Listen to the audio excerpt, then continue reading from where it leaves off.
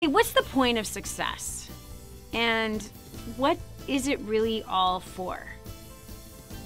That's a question that's kind of been going through my head quite a bit the last couple of months. What is it all about? What is it really for? What's the purpose for it? What's your purpose for it? Listen, if you've been watching the Danny Johnson show, you know, and especially, we've been here for 9 years. The show has been airing for 9 straight years, going on its 10th right now. And, think about it. If you've had anything to do with DannyJohnson.com, you know that I was homeless at 21. I grew up in a violently abusive, drug-infested home. I was pregnant at 17. I had my first marriage failure at 21. Almost had a second marriage failure a couple of times. Lots of business failures.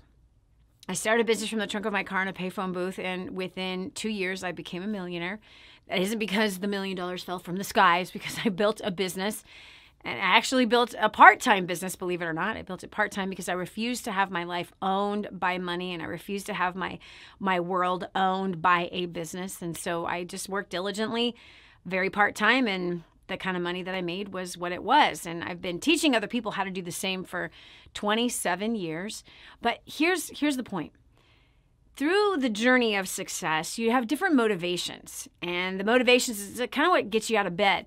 You know, in the beginning when you're broke, you just want to make more money, right? That's it. Like, you just want to make more money. I never, ever imagined that I would ever make $1 million, let alone tens of millions of dollars throughout all of these years. Never, ever thought that would ever happen.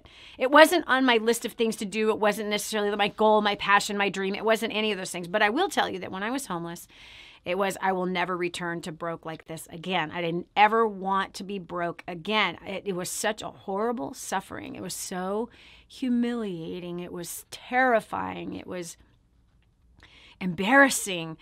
And I felt like such a failure. You know what I mean? Like, when you feel so bad about yourself, and when, like, for me, my life kind of was defined by money. It was defined by, and I didn't even make a lot of money, right? But it was defined by me not being like the family I had come from. And here I was, exactly like all of it, right? I'm homeless. I'm doing drugs. I'm sleeping around with way too many people.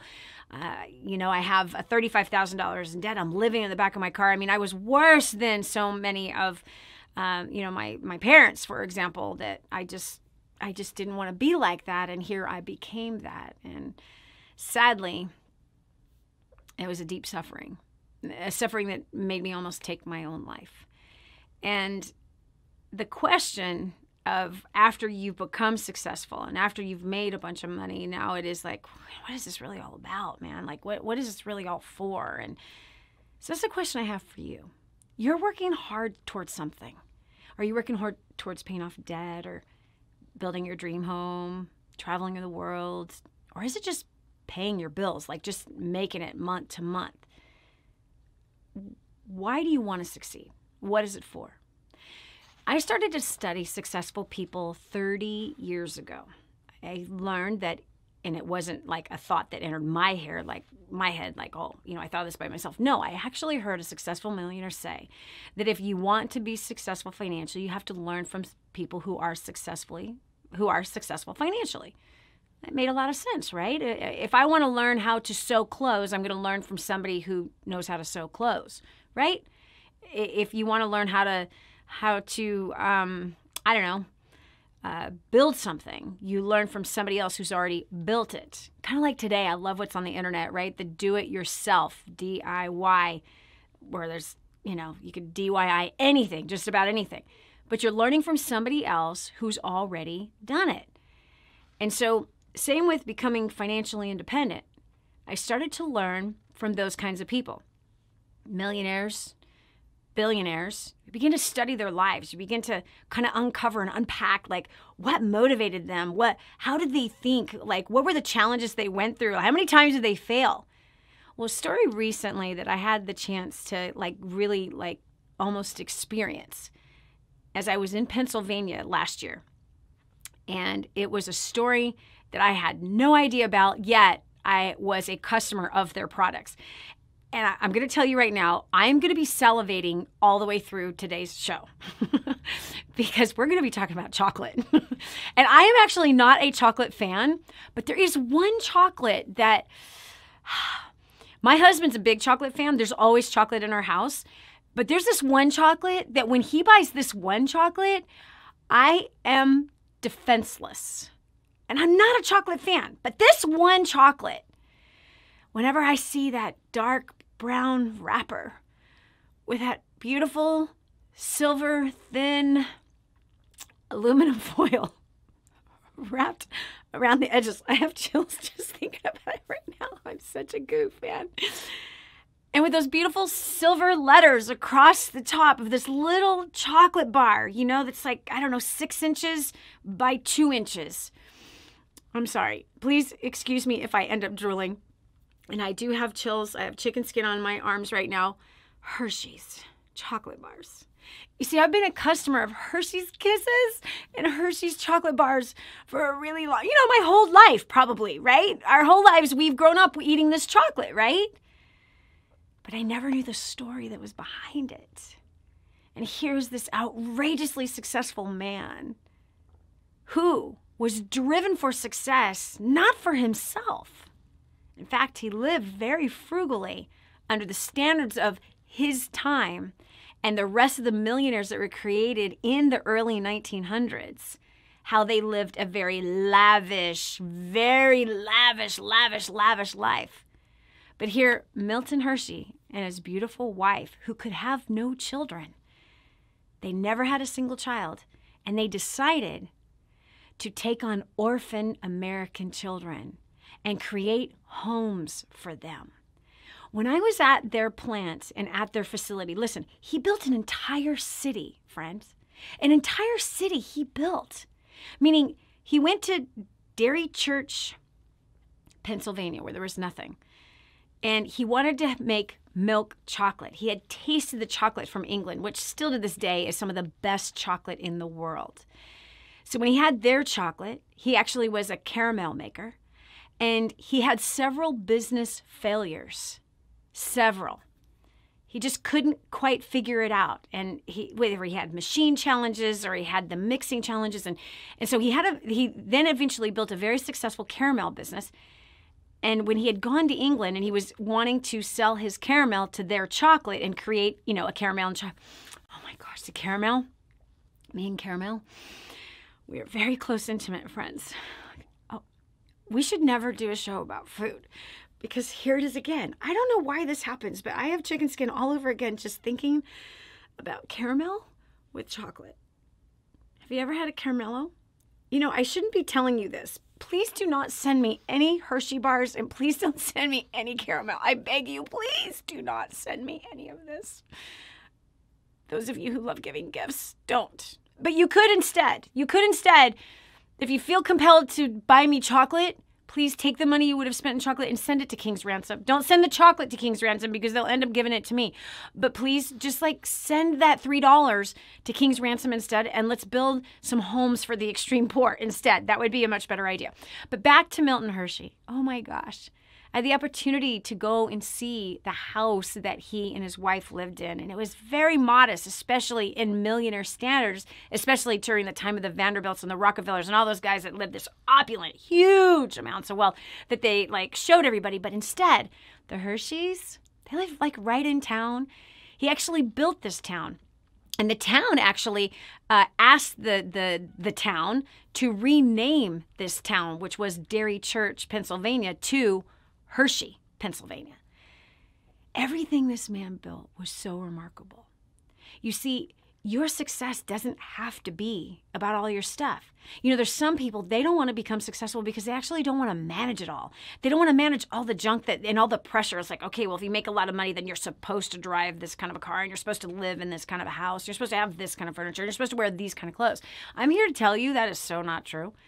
That is so not true. I am telling you, I have met several millionaires and had the chance to observe a billionaire as my husband and I did a real estate deal with him. My husband spent quite a bit of time with him. And he was super casual, really casual, like a, messed up hat that's frayed and duct tape on his shoes and holes in his shirt. And do you know what I'm saying? Like just simple, like super simple. And so Milton Hershey, there was no services in Hershey, Pennsylvania. None. There was nothing. There wasn't, convenience stores. There wasn't real estate opportunities. It was just nothing but cow fields everywhere. And the reason why he started there is because he needed the milk. And he began to buy up some farms. And he began to build the town. He literally built the whole town of what is now called today Hershey, Pennsylvania.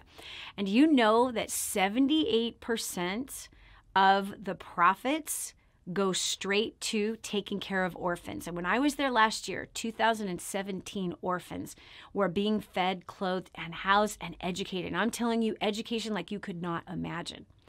So in his case, what was my success for was for the orphans and for American orphans. They have had tens of thousands of kids since he started this go through that school and go through these housing programs. And so check it out. They built these big, beautiful homes. Big, beautiful homes where it's a family of 12. So it's a mom and dad who either have children of their own, maybe a couple of them, and they take care of 12 other children. So it's 14 people that live inside this home, and they're gorgeous homes. And it's neighborhood after neighborhood that is all of these same kids. So it's neighborhoods filled with beautiful brand new homes with manicured lawns. Everything is gorgeous. Everything is upscale. And so all these kids are growing up around each other. And then there's 2017 of them that are in school together. So all of the facilities and all of the services inside of the town are ran for the orphans. Like, come on, think about this. Like, what a crazy vision and crazy dream. And the man has been dead for a really, really long time. And yet every single time you buy a chocolate bar, 78% of it is taking care of orphans. The other smaller percent is actually going to the shareholders, right? The stakeholders who actually run the companies, the multiple companies. He actually built an amusement park, theaters, stadiums. Do you understand? And they continue, and a hospital, like one of the best hospitals in the United States, is right there in Pennsylvania, by the way, who former orphans who went to college and became doctors are now the doctors for the new orphans. I mean, think about this. Think about an entire city of orphans. When you visit the Hershey Hotel, which, by the way, was built in the 30s, right during the time of the Great Depression, where everyone was telling him, this is the wrong time. You shouldn't be building right now. It's not, everything is scarce. He's like, this is the best time I can get supplies that are cheaper. So he built this luxurious 5-star hotel in a time where no one else was building. And this hotel is still there today. Okay, it's gorgeous. They get tons of tours, and people come to tour the plant. They come to tour like the amusement park and all of the wonderful services that are around Hershey, Pennsylvania. And listen, I was served by kids that were orphans in the hotel, in the restaurant. The servers, who were awesome and excellent, were orphans who had been privileged to work there and to be educated. The education, friend, I'm telling you, you would look at, even if you're homeschooling your kid, you would feel like, oh my gosh, this is terrible. You would almost like consider like turning your kid into an orphan so they could get the kind of just regular, kindergarten through 12th grade education. Like, there's not a school that I know of in America that does this kind of schooling. It's all customized. These kids get certified. They all get to go through some kind of trade school during their high school years. They all, by the way, are also given the opportunity to learn how to drive. They're literally treated as family. They go on a vacation together as a family. Isn't that crazy? So what is your success for? That's the question I have. And I want you to use this Milton Hershey story. And again, I'm totally abbreviating everything. I challenge you to look into it. Look into it and see, wow, this is what a human being thought to do with their success. So just because you have the ability to make money doesn't mean that it just has to go to building your stuff. Because maybe you're that person that you don't want to manage all that stuff. But maybe you want something that's a bit more purposed. Look at this. Other examples like Tom's, okay, Warby Parker. Same model. Buy a pair of glasses, give a pair to someone who can't afford them. Love Your Melon. Hats that help children fighting cancer. So several of these organizations have been using their talent and their skill, their idea, and they've used their success to help other people who are actually in need. So here's what I want to ask you. What are you going to do with your success? You see, if your vision is only about you, sometimes it can be really hard to get out of bed for that. Sometimes there's something, and this is what I found for me. When my goal was just about money, it's like, wow, you get bored with it after a while. You kind of lose the steam for it. It's harder to pick up the phone. It's harder to make those decisions. But when you have a vision that's bigger than just your own success, and let's say that you set a goal that, okay, out of every $10 I make, I'm going to set $1 aside to put it to really good purpose, something that is really meaningful for me. And so maybe what could be meaningful for you is dogs and cats or whales or dolphins. Or maybe it's trees. Maybe it's the environment. Maybe it's $1 every 10 that cancer is something you're really passionate about and you're wanting research to be done about that. Or maybe it's children, right? Maybe it's children who are suffering from lupus or whatever disease it is that they're suffering from, and these hospitals that have been put together to help families be able to fight that battle for their child's life. So if you just entertain me for a minute, that if making money is something that's just not motivating to you, if using your life to just work for stuff is just like you're just kind of done with it, and you feel like you're lacking vision, you feel like you're lacking like stimulation and passion, and you're lacking even hope. Actually, let me just say this. Let's go beyond motivation. You're lacking inspiration. Wow. There's very few things that are more powerful than inspiration. I'm having that revelation even right now. You see, motivation is one thing. The motivation is what causes you to take action. But inspiration is behind motivation. And when we've been inspired, it's when you get that feeling inside of you where something is opening up really, really big. And it's almost like you get chills and you get this crazy, like, what? This big aha moment. So what if by chance that the reason why you're having self-motivation issues, and maybe if by chance even that you might be a little bit depressed, maybe even by chance that you're just feeling the grind of life, and it just keeps grinding, and you're just like, I just feel dry, and I just feel like I can't do it anymore. If that's you, friend, I want you to think about this. What if your life was connected to something much bigger than houses and cars and boats and stuff and other people's dreams? What if your life was connected to something bigger, like it was for Milton Hershey? Or like the Tom's organization, or the Cover Your Melon, whatever that was. Listen, what if? Think, come on, just come with me. Because if you're lacking inspiration, which there's no feeling like inspiration, there's no feeling like, oh my gosh, there's something bigger for me. There's more out there. This is what I'm supposed to do. That moment where all the fog clears up and you feel that just direct connection even to the Spirit of the living God, right? That, whoa, where everything kind of stops and you begin to see clearly. Test this out with me. Could it be because you've been given the ability to work? And could it be that ability is to be used, yes, for your normal stuff, but for a much bigger, greater, more fulfilling, more satisfying purpose? And that bigger, greater, more satisfying purpose, you know what that is for you. Like I said, is it cats and dogs? Is it the animals? Is it the fish? Is it the environment? Is it cancer? Or is it, like with me, freeing kids out of the sex trade? Like that just really gets your goat. So what if you said, okay, listen, for every $10 I make, I'm giving one to this purpose, to these lives. Or like building homes for the extreme poor who are living in plastic and cardboard and scrap metal, who are digging through a dump site every day. They're living at that dump site trying to find food for their children. Man, this gets me out of bed. Is it the orphan, like Milton Hershey? That just because someone's been orphaned doesn't mean that they shouldn't have the same opportunity, if not better, than everybody else that is born to a family where both parents are there. So he created that environment for them. Isn't that amazing? So is it the orphan? Is it the elderly? Do you have a heart that something ticks and it makes you mad to hear where we have elderly who are cold? Come on, winter's coming. It's coming right around the corner, and there are people that are going to be freezing. Could you imagine a sweet old grandmother, great-grandmother, freezing and shivering because she cannot afford to pay the propane bill in New York City? And her family has just forgotten about her. They've forgotten about her. Why? Because she can't cook for them anymore. Because her hands are riddled with arthritis, and she can't crochet and make them stuff anymore. She can't drive anymore. In fact, she might not even be able to see. So because they don't view her as useful anymore, because she's not serving them anymore, they have, forgotten her.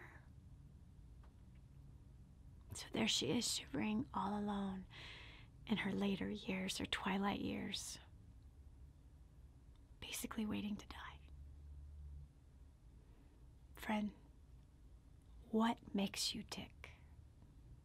What's bigger than what you're working for right now that it's time to reach for? And you might say, well, Danny, I don't know, there's so many charities out there that are just disgusting, man. They're just using the old lady as a way for them to get rich, or they're using the extreme poor as a way for them personally to get rich. They're using it to market the pain that's happening in the world, but they're just making money for themselves. Yeah, man, you're right. And that is so disgusting to me. It makes me want to throw up. It's a personal passion of mine, which is why we searched for organizations that we could support. We've done the homework. kingsransom.org. If you go to that site right now, check it out. They've got just about whatever it is that makes you tick in lots of different nations. Is it Israel? You're hearing about all the bombs that are dropping over there? Kids that are hiding out. In fact, 1,600 of them that have been hiding out for days where in a bomb shelter. Could you imagine being terrified? You're 5 years old. The sirens blow. Missiles have been dropped. People trying to kill you. There you are, 5 years old, hiding in a bomb shelter, away from your parents.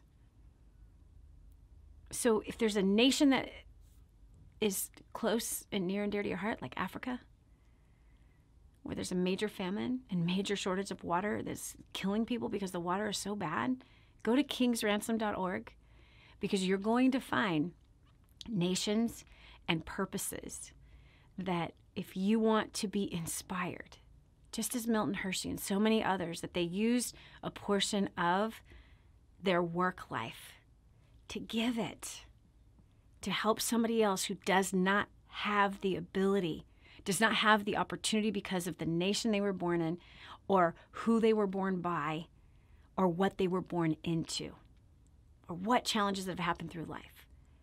So I promise you this, if you're lacking inspiration, just spend some time on that site and begin to see and read of the work that King's Ransom is doing. 100% of every dollar that goes to King's Ransom goes straight to the food for that orphan. In fact, King's Ransom can feed an orphan for an entire month for $7.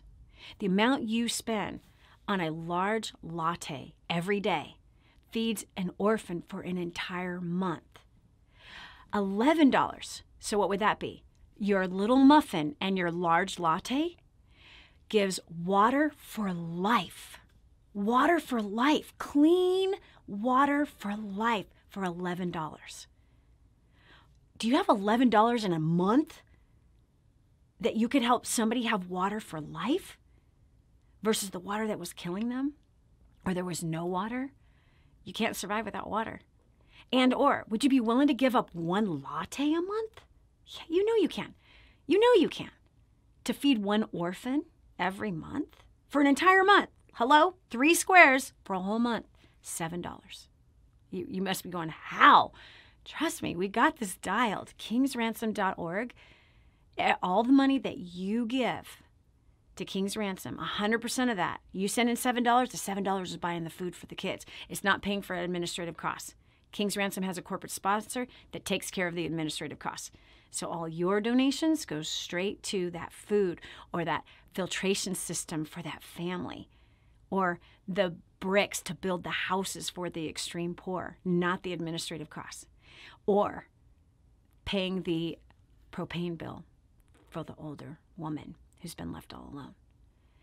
So go over there and you might find something that inspires you. I challenge you that if you want to do something great with your life, This is your next step. And if you're finding that, man, lack of motivation and lack of inspiration and lack of action and gosh, you feel dry, this could be it. Maybe that's where Milton Hershey was. Like, yeah, I got a business. Yeah, so what?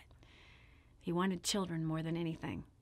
So they couldn't have kids, so he adopted everybody else's kids, basically, and gave them a great life. Built an entire city just for them. That city is still alive to this day. And we're telling his story, and he's been dead for like 50 years. And I need to go buy a chocolate bar now. Anyway, thanks for joining us. Come on, take that next step. Get beyond just thinking about your own needs. If you make that commitment, $1 out of every 10, you're going to end up making more money than if you're just focused on your own personal stuff goals. But if you take it a step above and you ignite the part of you that was put on this planet, which was to care for others who cannot care for themselves, you now are going to be trusted with money in a whole new way. And you now will have a motivation in a whole new way. And you now will be able to be inspiring other people to do something in a whole new way. So I want you to write me. After you go to kingsransom.org, come on over to Facebook, Instagram, or Twitter, even YouTube, and I want you to tell me, what is your success for? How has today's message affected you? What are you going to do with it? Don't be another person who's like, okay, I'm moving on to my next show. That was great. Moving on. Dude, don't do that. That's how 98% of the population ends up broke at 65. Is we're like, oh, that was good. And they don't take action. Take action. Go to kingsransom.org. Spend 5 minutes. You got 5 minutes. Spend 5 minutes looking around. Read up on the things that they're doing.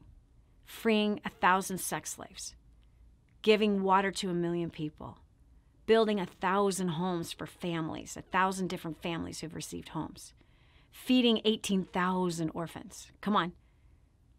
You can be a part of something powerful like that, or go find something else you want to do.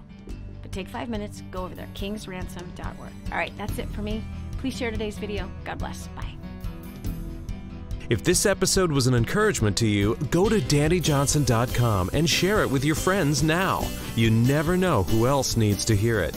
This has been The Danny Johnson Show. Join us every weekday at 7 a.m. for more insights that will help you get to the life you've always wanted.